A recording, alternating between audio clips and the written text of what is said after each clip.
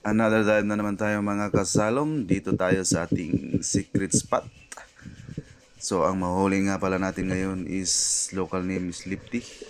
Sa English is Sweet Lips. Pero sa variety na ito is tinatawag siyang Gold Spotted Sweet Lips Lipty sa Bisaya. At scientific name is Black Torrentius Flavomaculatus.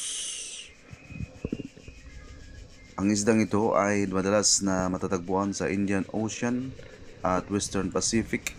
May average size na 70 cm at timbang na 7 kilos.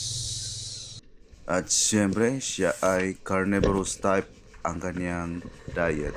At kung umabot ka hanggang dito sa video na to, ay huwag kalimutang mag-react, mag-follow, at mag-share na lang po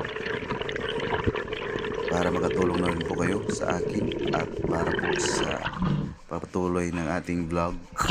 Salamat po sa suporta.